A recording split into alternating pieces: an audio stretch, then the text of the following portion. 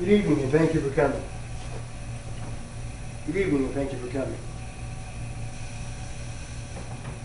Each Halloween, over 90% of our grade school age children go out into the streets to take candy from strangers. This makes a lot of parents nervous, but neither the candy nor the strangers have ever been dangerous. Over the next few minutes, I'll show you why the real danger has always been traffic accidents. First, let's talk about the idea of Halloween sadism. Halloween sadism is the term that describes the idea there are bad people out there who want to harm our children by putting foreign objects or chemical agents in the treats that they hand out on Halloween. In response to this, hospitals and medical facilities will operate X-ray bags of candy to prevent children from biting into these sort of things. The fact is, Halloween sadism doesn't actually occur. Researchers like Dr. Joel Best of the University of Delaware have spent decades scouring the public record looking for even one verifiable incident of Halloween sadism and have come up empty. It simply doesn't happen.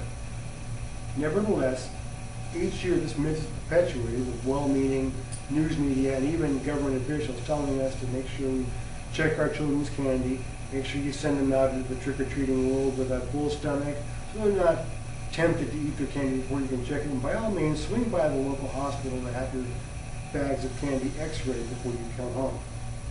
Fortunately, law enforcement officials aren't distracted by dangerous candy. They have their own myths to chase. One of those is the idea that Halloween represents an elevated level of risk for children falling victim to sexual predators. The idea, of course, is that you have so many children talking to so many strangers, you must have an elevated risk of sexual predators.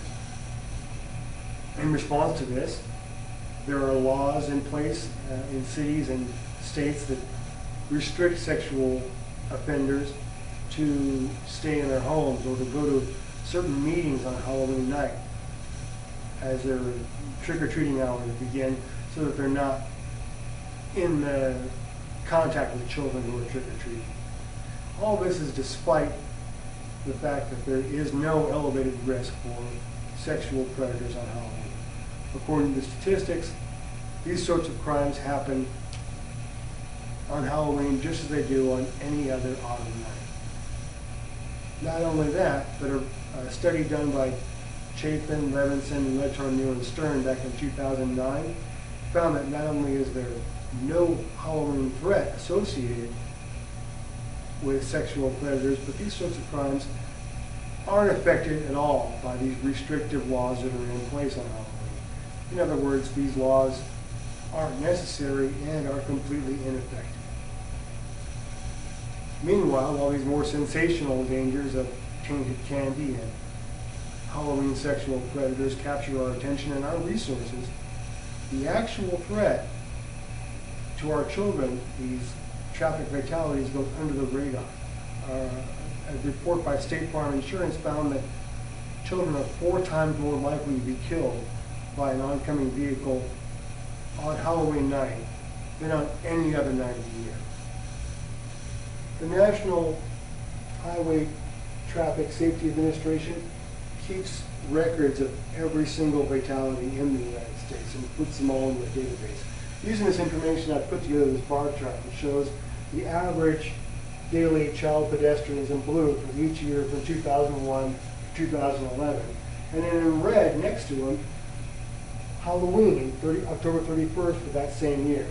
You can see that Halloween is far more dangerous than any other day of the year. Not only that, but there is no downward trend in these statistics. In other words, it's not getting any better. So how can we make Halloween more safe for our children? Well, we can start by pulling these police officers and law enforcement personnel away from ineffective law enforcement against sexual predators and putting them back on traffic control where they're really needed on that night. In addition, temporary traffic measures like traffic control, measures like traffic cones or lighted barricades can be placed in high-risk areas. Increased enforcement, increased penalties, and a public awareness campaign in the days leading up to the holiday will certainly keep our drivers more cognizant of the special dangers that happen on this specific date of the year. Are there any questions? You there with the Garfield shirt. Other than traffic deaths, how does Halloween stack up against other holidays in terms of safety? Well, Halloween is actually number 4 in emergency room visits, according to an article in the Pediatrics Journal. It falls in right behind the summer holidays of Memorial Day, Labor Day, and the 4th of July. Interestingly, though, these emergency room visits don't seem to have anything to do with the specific holiday.